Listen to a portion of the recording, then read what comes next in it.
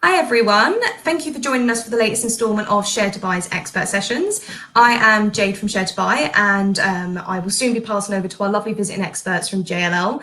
I am joined today by Eloise, Holly and Kimberly, and they're going to be doing a bit of an overview for you of the kind of first time buyer market, some of the current market activities, as well as some interesting forecasts for the future of the housing market as well. So it's very topical and a very interesting subject. So I'm really glad you've all joined us, and I can see there's lots of you already and the numbers are ticking up. So come on in, we're really excited to kind of talk about all this with you.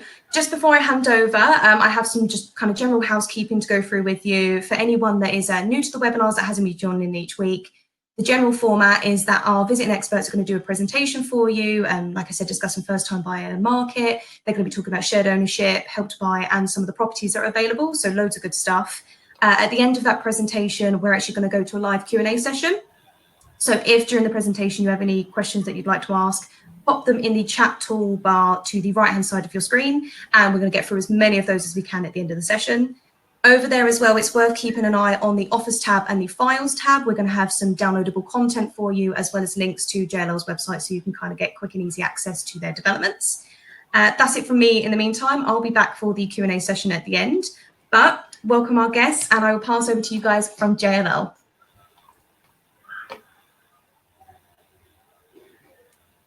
Good evening, everyone. I'd like to start this presentation off by introducing us, as I'm sure many of you are wondering who are JLL and what do we do. So here at JLL, we are a global real estate company with over 100,000 employees worldwide, covering commercial and residential property. In the UK residential team, there are over 2,000 employees, and in London, we have 400 staff working purely in residential. What you may not know is that we sell more new homes in London than any other agent. And the good news is that we have many offices across the UK and in London to support this. In London, we have new homes estate agency offices in Nine Elms, in Stratford, in Canary Wharf, in Greenwich, Finsbury Park and Knightsbridge. We like to say that no one has followed the development of this city as closely as us, and we are dedicated to helping you find your perfect home, whether it be in Help to Buy or shared ownership. I will now pass you over to Kim. Good evening, everyone. My name is Kimberly Markiewicz, and I'm a senior analyst on JLL's UK Living Research team. We're a team of 3 specializing in residential real estate research across the UK, with a focus on London and the South. I'll now pass back over to my colleague Holly to introduce herself. Hi again, my name is Holly Stock and I head up the Help to Buy team at JLL. I've been working at JLL for the past 10 years and I'm based in our main London HQ near Piccadilly. Here at JLL, we have a dedicated team of 7 Help to Buy agents who can help advise you on the 20 developments we currently have available with Help to Buy. To support this team, we have a dedicated sales progressor to help ensure all sales run through to exchange and completion without any delay. Thank you for spending the time this evening to log in and listen to our JLL presentation on why buy now. On a personal level, I used Help to Buy 4 years ago, and it was my perfect first step into the property ladder and home ownership. In fact, where I'm sitting now and the background behind me is my Help to Buy home. I'd be more than happy to answer any questions regarding Help to Buy at the end of our presentation, and I will now pass over to our colleague, Eloise. Hi, everyone. I'm Eloise Robbins, Director of Shared Ownership Sales at JLL. We have a dedicated team who comprise of sales consultants and a hands-on sales progressor located across London and the South East, all who have several years' experience working in the sector and are well equipped to assisting you in finding your new home, suiting both your budget and your lifestyle. I purchased my first home, an apartment in East London, via the Shared Ownership Scheme in 2014, as have other members in the JLL team. I then went on to staircase to 100% ownership. So we really do have first-hand experience of how to navigate the sales process and can appreciate how daunting your first step onto the property ladder can be. We sell on behalf of several registered providers and local authorities, which means we have a wide portfolio of properties available across London and the commuter belt. I will now pass you back to Kim, who will talk through the impacts of COVID-19 on the housing market and how this is changing our housing priorities. Thank you, Eloise. Tonight, I want to share with you our outlook on the UK housing market in light of the COVID-19 pandemic, and dive into our latest research on how housing priorities may have shifted as a result. COVID-19 has changed the way we live our everyday lives, both temporarily and for the long term. Firstly, we cannot forget that it is above all a human health crisis affecting millions around the globe. We've not experienced a global pandemic on this scale in modern history, and as such, it makes navigating the road ahead a bit difficult. What we do know: while the virus is still actively spreading, social distancing and lockdown measures have helped slow the rate of infection. We can expect lockdown to ease over the coming months and offices, retailers, and restaurants to slowly reopen at a lower capacity. In fact, as of yesterday, non-essential businesses have reopened across the UK, taking us another step closer toward normalcy.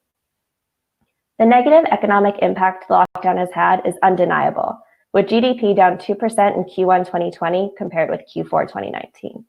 The Bank of England cut interest rates to a historic low at the end of March in response to the coronavirus, where it remains today. The housing sector was hit particularly hard as the government shut down the construction industry and essentially put a freeze on the housing market. However, once the housing market reopened mid-May, demand skyrocketed and outpaced pre-lockdown levels. Last month, the JLL research team revisited our housing forecast for London and the UK over the next 5 years. We're expecting London to outpace the UK, with Greater London house prices increasing by over 9% over the next 5 years. In arriving at these forecasts, we've assumed COVID-19 will continue to impact our ability to go about our daily lives through the remainder of 2020 and into 2021. It's important to note that while so far 2020 has been an unprecedented year for the housing sector, we can expect prices to bounce back over the next 5 years, assuming a vaccine is created and made widely available. This makes 2020 a great year to take advantage of, as mortgage rates are at an all-time low and house prices are expected to increase thereafter. With this in mind, I'd like to now share exclusive findings in a recent housing priorities survey that we have conducted. The survey was sent to our UK and European employees and received over 1,700 responses, 200 of which reside in the UK, ranging in ages from 22 to over 65. 45% of those who took the survey were aged 25 to 34. We asked our UK colleagues if they were looking to move home pre-COVID-19 and found that only 22% replied yes. We followed up by asking if, as a direct result of COVID, they would move home within the next 2 years, and the number doubled, jumping to 45%. Of those wanting to move, 57% want to move within a similar area, and 42% are looking to move away from central urban areas. It's worth noting that this survey was taken while the UK was under full lockdown, so it is too early to know if this is the beginning of a suburban renaissance or just temporary sentiment. As many of you may have experienced yourselves, when the UK went into lockdown, many employees across the country were forced to work from home and continue to do so today. We asked our colleagues how often they worked from home pre-COVID, which is the bar on the left of this chart, and how often they would want to work from home over the next 2 years, which is the bar on the right. Before the pandemic, almost 80% of respondents worked from home less than once per week, meaning most were commuting to the office 5 days a week. Over the next 2 years, this falls to just 18% of respondents. Over the next 2 years, over half of the respondents would expect to work from home 1 to 2 days a week, and nearly a quarter want to work from home 3 to 4 days per week. This is a fundamental shift in the way we use our homes. In order to work from home at this frequency, the home itself has to now also function as office space, which brings me to my next slide. In our survey, we asked respondents to rank the importance of 14 metrics when they had chosen where to live and how they would rank them now. This graph shows the movement of extremely important ranking COVID sentiment in gray to post-COVID in red. As you can see, personal outdoor space is now viewed as the most important metric, with nearly 80% of respondents saying it is extremely important to them, followed by band speed at just under 60%. But what is perhaps the most interesting is the change in attitude toward private workspace. Pre-COVID, less than 10% of respondents felt having private workspace was extremely important. That number has now jumped to 43% of respondents. This, coupled with broadband speed, further emphasizes the attitude shift towards working from home. It's too early to say which of these changes are based on temporary conditions and which truly mark a step change in the way what we look for in our homes. But as our homes begin to be places we will likely spend more of our time, it's important to focus on our health and well-being in these homes. I will now hand it back over to Holly and Eloise to give us an overview on the main differences between Help to Buy and shared ownership. Thank you, Kim. That was fantastic. Thanks. So we put this slide into our presentation because it's a question that Eloise and I get asked all the time. So we just wanted to try and answer it for you guys. So we've called it the big question. And the big question is, what are the main differences between Help to Buy and shared ownership? And I'll just start with Help to Buy. I just want to check, Eloise, you're still there?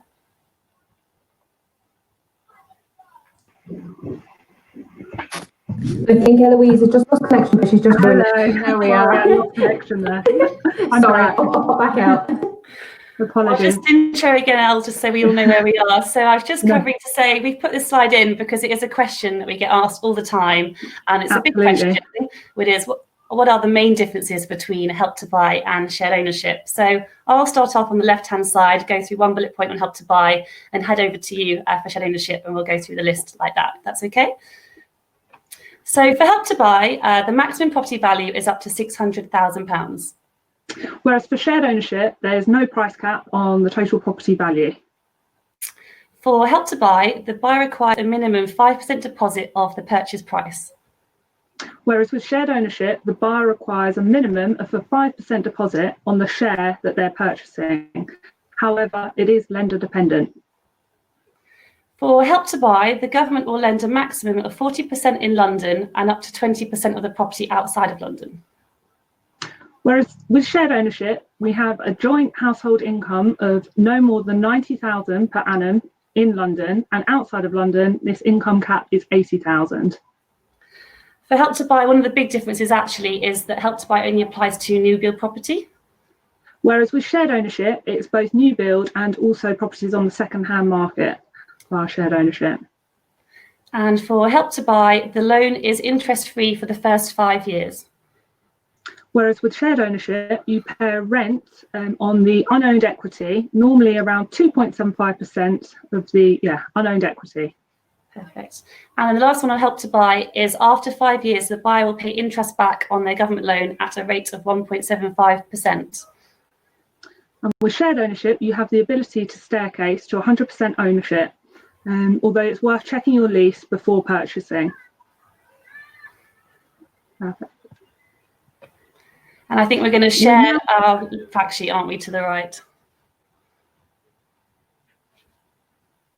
Yeah, we've now got the Help to Buy and shared ownership fact sheets available for you to download, which gives you a bit of a breakdown as to the next steps of purchasing.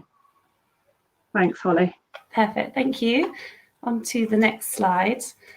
So this is a map that shows our geographical spread of London and up to the commuter belt of where JLL have Help to Buy and shared ownership properties at the moment. As you can see, although it's quite a small map, we do have an abundance of choice across North, East, South and West London. And our selection of properties means you have the freedom to find the perfect home to suit your lifestyle and not just your budget. What we will do is, to the right-hand side of the screen now, we will share with you the current version of our JLL portfolio, which covers all things Help to Buy and shared ownership. So that should be popping up there too. And of course, there's contact details in there to get in touch with one of our agents to discuss any of the developments you see in there. And then on to the next slide. So today, obviously, we have the full portfolio, but we wanted to showcase 2 Help to Buy developments and 2 shared ownership developments that are launching this month, so very relevant at the time. So I'll start off with 2 Help to Buy developments and then pass over to Eloise to cover shared ownership. So first up in Help to Buy is Wyndham Studios by Fabrica, which is launching this July and located in a South London hotspot in Camberwell.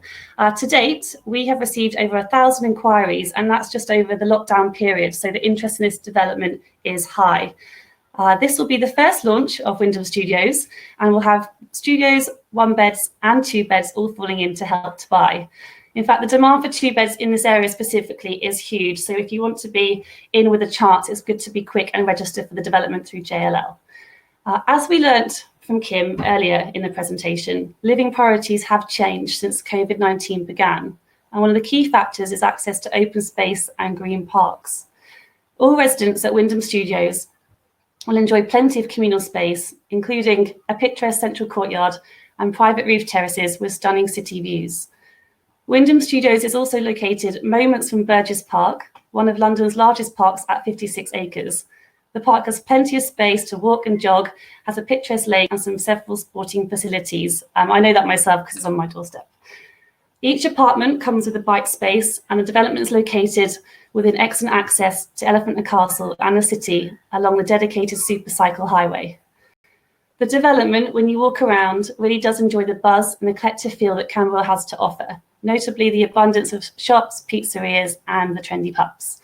So prices for Wyndham Studios start from $335,000.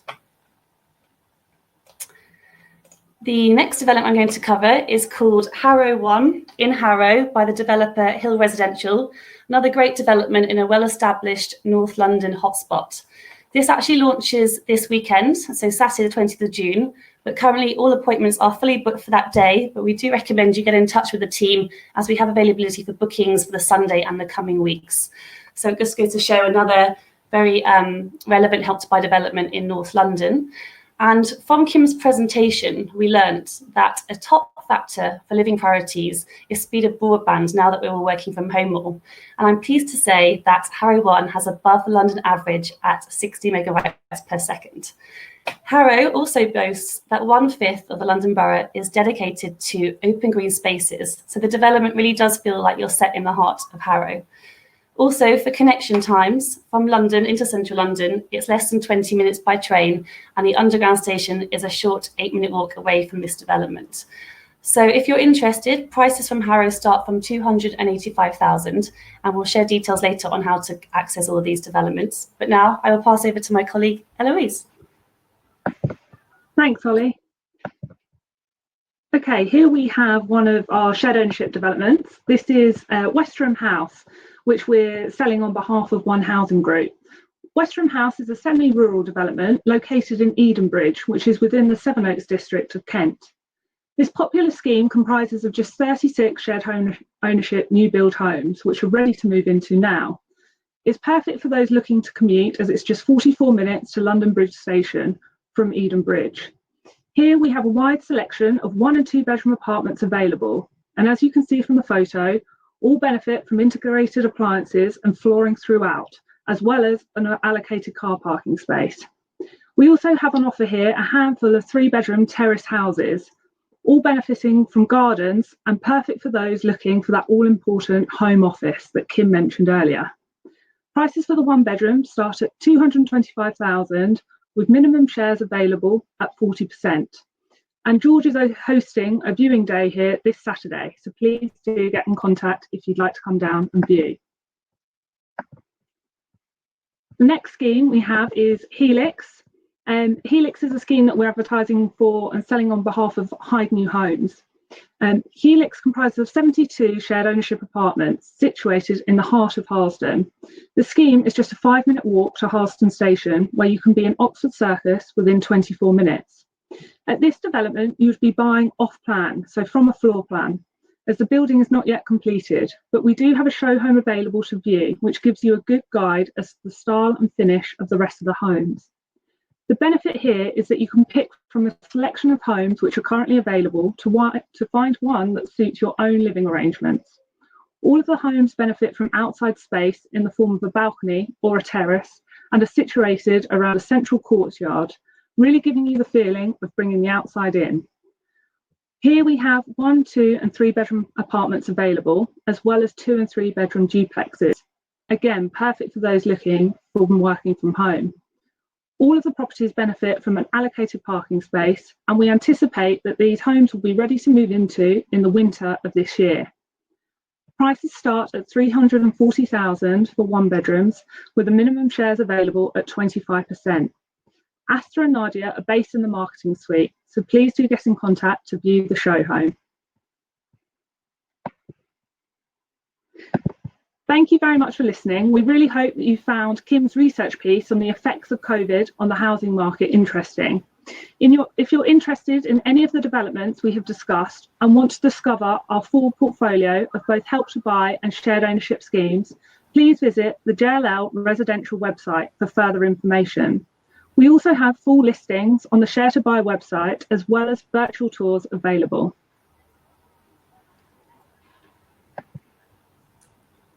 Oh, yeah, sorry, technical difficulties then get back to you, but that was really good. Thank you so much to all of you. That was really informative. I'm just going to stop the slideshow so they can see your faces a little bit better. I think that's all really important stuff to cover, and especially during this time of what is pretty great uncertainty. I know we're kind of getting back into the rhythm of everyday life now, but it's especially interesting to kind of see from your side of things, Kim, the research, you know, how things have changed and priorities have changed for buyers. So exactly that, how internet speeds are suddenly more important than being close to local transport, and it's ever changing. So that was really, really interesting. I won't blabber on though, because we've had loads of questions through for you. So we're going to jump straight in it. Kim, this is probably one for you, actually. So we've had a lot of people kind of reacting to the research side of things. And some people are just asking basically, what would you say to people that are looking to actually buy right now? I would say that due to historically low mortgage rates that I mentioned at the outset of the presentation, there's actually never been a better time to apply for a mortgage. It's kind of an unprecedented rate, and we don't know when the Bank of England will raise it again. And then additionally, as homes are a long-term investment, we don't want to concern ourselves with what's happening in the market over the next couple of months. You want to focus on what's happening over the next several years. So, and the outlook there is really positive. That's great. So thinking long-term as that investment piece for your life. That's brilliant. And we've had this question for you from quite a few people, Chidozi, Talita, amongst others. Basically, is the buying process, especially when it comes to applying for a mortgage, likely to be affected by being put on furlough, basically, because that's quite a big thing at the moment. So for the shared ownership and Help to Buy point, do you think furlough would actually affect people buying a home at this stage? So, I mean, we would first advise you to speak to a financial advisor if you're looking to purchase for shared ownership or Help to Buy. But I mean, we're in regular contact with many of our panelled financial advisors, and people are able to obtain mortgages whilst being placed on the furlough scheme. However, it might mean you might need to be reassessed. So they might well be taking your income into account if you're based on the 80%. Relative to the furlough scheme. So it's worth having a chat with a financial advisor and really getting your personal circumstances taken into account. Yeah, that's great. Sorry, Holly, did you have anything? No, it's okay. I was just going to say from a Help to Buy point, that's exactly the same from our side. Just double check the lenders, because some lenders have changed slightly with furlough situation, but a good financial advisor would be able to recommend any purchaser on that. That's fantastic. Absolutely. Just good to know it's not necessarily the end of the journey. It's not necessarily be that you have to now years to kind of go back to that stage. So that's fantastic. Thank you. Emmanuel has asked, can I use the Help to Buy equity loan on a shared ownership property? No, you can't. The two schemes, they're both government-backed schemes. So Help to Buy, the Help to Buy loan or the Help to Buy shared ownership. So you have to use either one or the other. Again, you have to take your own personal circumstances into account and maybe do some research, see which scheme suits you better, and speak to a financial advisor, and also have a look at different locations and different developments. Yeah, that's fantastic. And actually, kind of leading on to that, we've actually had quite a few questions come through all around this kind of, should I buy through shared ownership or should I buy through buy? So I mean, do you have any advice for buyers who are at that very early stage who are just trying to get their feet and figure out which scheme is right for them? I think first of all, yeah, definitely it's a bit about doing the research, doing your bit of background. I mean, Help to Buy, as we mentioned, both Holly and I mentioned earlier, there's a price cap on the property, whereas shared ownership, there is the annual income cap, and that's a joint income cap. So I think you need to take those into account before going ahead. Also speak to a financial advisor to see, what if you need a mortgage, what sort of level of mortgage you're able to obtain, because they'll take into account your deposit as well. But yeah, I think it's best to do a bit of research around it. I don't know, Holly, if you've got. I would just say, Anything else? it's a kind of a personal point in your moment in your life as to when you start looking for your Yeah. first property. And between Eloise and I, we're different. I did Help to Buy. Eloise started on shared ownership, but it could have been the other way Absolutely. around. And yeah, just worth remembering that not every new build development in London will have Help to Buy. So developers can opt in or not. It's not compulsory to have Help to Buy on a scheme with apartments less than 600. So definitely do your research with us and with an IFA to really know where you stand. That's fantastic. That's really great advice. And then a question on the shared ownership front. So one for you, Eloise. Lydia has asked, can I sublet my shared ownership home to a family member? For example, if I need to go away for a year for business. Okay, so it's likely that Lydia's lease will state that you can't sublet a property. A shared ownership is generally sort of public funded money, so it's really important that the scheme helps those who need assistance onto the property ladder. However, it's really worth having a conversation with your registered provider, as it's up to their discretion. So they may well ask for evidence around her personal situation, and they will take that into account. But it's definitely worth having that conversation. But you'd have to speak to them prior to subletting. Otherwise, you could be breaking clauses within your lease, which you don't want to do.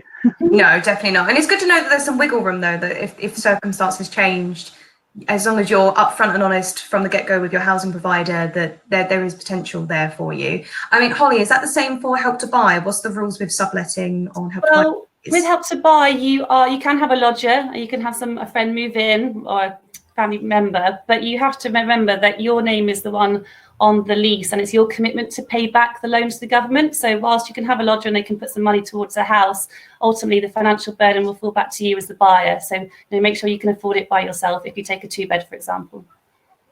Fantastic. Yeah. And we've had a question through from John and a few others, kind of around the service charge, especially with like shared ownership homes. And I mean, Eloise, could you give us a little bit of information about kind of what service charge actually covers in a shared ownership property? Yeah, so your service charge covers your building insurance. It will cover any cleaning that goes on in any communal areas. So that might include landscaping, for instance, if you've got a shared communal space, cleaning of the corridors. It will also include items like maintenance of lifts, if you have lifts, or it could also cover items such as if you've got access to a gym or any amenities. You can request a breakdown of the service charges via your solicitor when you're purchasing a new build, so that you can see what's being allocated to what areas. But there'll be cleaning of refuge areas, for instance, the bin stores. But you can get that, and they are reviewed annually, and you are given the service charge budget on an annual basis.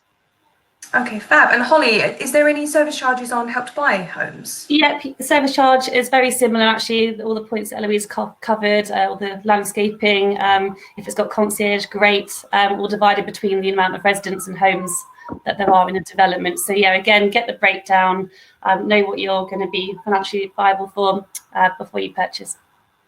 Fantastic. Thank you, guys. I can still see loads of questions coming in, so keep them coming. We'll get through as many as we can. So another one for Holly. So this is on the Help to Buy side of things. A few people have just asked, how will Help to Buy be changing from 2021? And also, is it likely that Help to Buy in its current form will be extended? Yeah, so this is another question we get asked all the time at the moment. It's so relevant because it is changing at the end of March next year, so March 2021. And the two changes that we definitely know for certain are that everyone who joins the new scheme will have to be a first-time buyer, so that's across the UK. And outside of London, there will be regional price caps, but that won't affect London, so you can still use up to the budget of 600k. What I would say is, we are due to an announcement from Homes England any day now. We're expecting at the beginning of June as to whether the current Help to Buy scheme might be extended. We don't know yet anything about that, but what I would say is we tend to be the first people to know other than the developer. So if you're wondering whether to go on to the current Help to Buy scheme or wait until the new Help to Buy scheme comes out, please get in touch. We can advise you and let you know our developments that might be falling one side or the other of the fence. That's all I can say for now. That's great. That's really good. That's it's something we get asked a lot at Share to Buy as well. So it's nice to kind of hear from you guys as well that we're all in the same boat and kind of waiting and just seeing what's kind of going to come for it. So that's brilliant. We've had a question from Lillian, who has asked, can I apply for a property outside of my current borough? And what's the waiting time once I have applied? So I guess before you know that you've been accepted. Yeah, absolutely. The Capital Funding Guide that looks after shared ownership recently made changes whereby anyone, it's now pan-London, so anyone can apply to any borough to live in. It will depend on the registered provider as to how many applications they've had, because they may have to sort of prioritise those, and they also might have to feed the information back to the local council. But generally speaking, you can usually expect to hear within a week of putting an application in as to whether you've been successful. But yeah, good luck with the search. What about with Help to Buy, Holly? Can you kind of buy anywhere? You can buy anywhere. all London boroughs. If there's a development with Help to Buy, you can buy it if you fit financial criteria. That's fantastic. I guess the only thing that might pop over every now and then is exactly like you said, Eloise, it is pan-London now, but there could be certain developments that have kind of almost prehistoric arrangements with local councils, and that way you get priority if you live or work in the borough. But whether you're on JLL's site or Shared to Buy's, there'll usually be a disclaimer that explains that, so you can have a look in the eligibility criteria, and it will just pinpoint if you need to live or work in the local area to get local priority. So that's always good to keep an eye on. Very true. Yes, absolutely. And then we have a really interesting question from Valerie, who has asked, I'm on the mortgage for the property where my mum currently lives, but I actually rent privately elsewhere. Would I still be eligible to buy through either shared ownership or Help to Buy? Oh, unfortunately not. The Share to Buy scheme is set up for those who are either first-time buyers or have a housing need. And you, at the point of reserving a shared ownership property, you are unable to be on a mortgage or be at the point of exchange on any other property. And Holly? Yeah, and very similar. Yeah, in the current Help to Buy scheme, like I said, you don't have to be a first-time buyer. So if they were to sell their current property and then move on to Help to Buy, that would be fine. But just bear in mind, that's only with the current Help to Buy scheme, and she wouldn't be able to use next year's Help to Buy scheme. Okay, fantastic. That's all really good stuff to know. Let's have a look. We've just got so many coming through. So we have a question from Nona, specifically for shared ownership, basically asking, does she have to buy more shares? Do you actually have to staircase if you're in a shared ownership home? No, not at all. You can stay on the amount that you initially purchased, and you can stay at that level forevermore. However, you do have the option to staircase if you wish. But no is the answer. You can sign up and stay as you are, which gives people comfort because they know what their household outgoings are from day one. Yes, they might change slightly in small increments, but you have pretty much a rough idea of what your household income outgoings are going to be on a monthly basis. So, yeah. That's fantastic. Yeah, and it's a really personal thing, staircasing, isn't it? It is. People buy from shared ownership for so many different reasons. They could be buying off the bat either a fair chunk, say 50, 60, 70%, with the aim of getting to 100%. They want that full ownership. Other people are buying a lower percent and then staircasing. Others want to build the equity. So it's just all very much down to your kind of personal circumstances and exactly what you want to take from your home. And it is your home at the end of the day, and you want to be happy with either your next steps or stay in put. So that's all really important. And then we've had a question about the selling process from Victoria, who's put, what's the process of selling a shared ownership home? But I think this would also be good to touch on the kind of selling process of Help to Buy as well. So Eloise, if we start with you. Yeah, sure. Okay, yeah, I'll start off. So a shared ownership property can be sold at any time, regardless of the initial share purchase. So generally speaking, your lease will state that your provider will have a period of time, usually between 8 to 12 weeks, which is called the nomination period, to find a buyer for the share of your property. So in order to put the property on the market, you will need to obtain a valuation for the property from a chartered surveyor. So someone that is RICS qualified, RICS qualified. The value may differ from the price that you initially paid, but the RP will put the property on the market at the value given to you by the surveyor, and try to find a suitable buyer for you for your share, who also fits the shared ownership scheme. But if they're unable to find a suitable buyer within the time frame, 8 to 12 weeks, then they waiver their right to sell the property on your behalf. So you're then free to put the property on the open market. So you could use an estate agent such as ourselves at JLL, and they can either sell the whole property or just your share. But if it's just your share being sold, you'd have to go on the latest valuation, whereas offers can be accepted if you put 100% value on the property. So hopefully that gives you a bit of advice. And yeah, so for Help to Buy, it's slightly different. You can put your property on any portal, a Rightmove, a Zoopla, the JLL website, of course. But similar to Eloise, you do need to get a official red book valuation by an RICS surveyor. And then when you do sell, you get your the government gets their 40% back. So whether it went up in value or down in value or stayed the same as what you bought it, that 40% will always go back to the government. That's fab. That's loads of really good information for people to take away. So thank you. We have a question from Dennis, which, Holly, I think you kind of briefly touched on, but he's basically asking, can you own more than one Help to Buy property at any given time? No, you can only have one Help to Buy property. Yeah, I guess. And you have to live in it. Sorry, I should have said you have to live in it.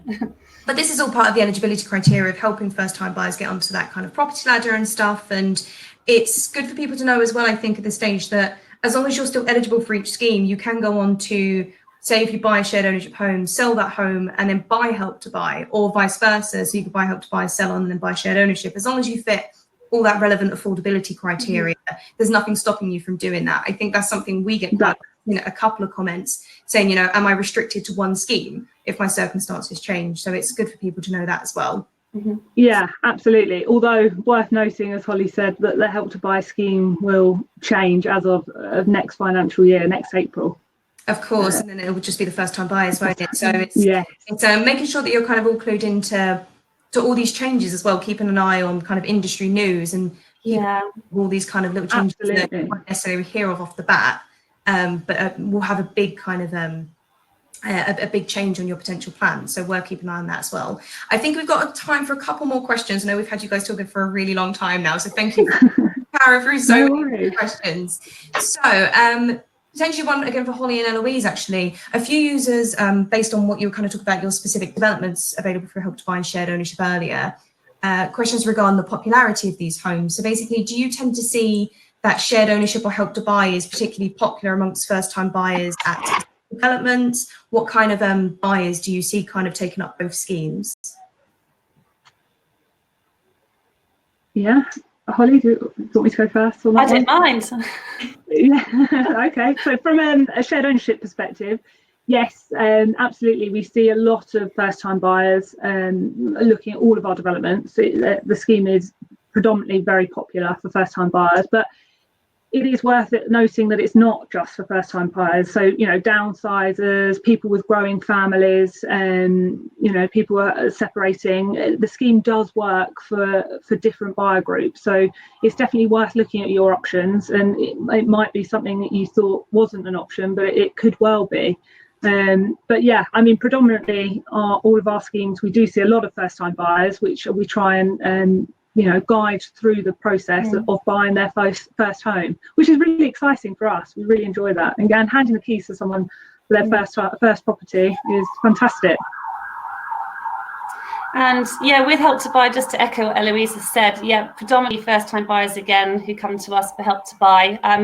But hotspots really vary. But what we would say is developments that launch as a brand new building with Help to Buy from the beginning do really well, because then you get a full choice of a 1-bed, a 2-bed and a studio, really, which is always nice, rather than to feel like you're getting the end of a development that might be using Help to Buy. So we have a lot of new launches coming up with that kind of product. And again, no real estate area in London, and people tend to kind of want to move into somewhere where their friends are. So yeah, we've had lots of success in the Hackney Wick areas, but equally down in Wandsworth. So that's so great. And obviously I know it's going to be slightly different with Help to Buy come next year, as you've already discussed, but shared ownership, I think there's often this thought that it is only restricted to first-time buyers, and while it's heavily aimed at them because it can help them with the property ladder, much smaller deposits generally, it is really nice to know that actually we see all kind of age range, exactly that, like people who are separated or moving out of their properties or with their family for the first times, or we see people buying with friends that they've met and they've known over the years. So there's such a variation of buyer,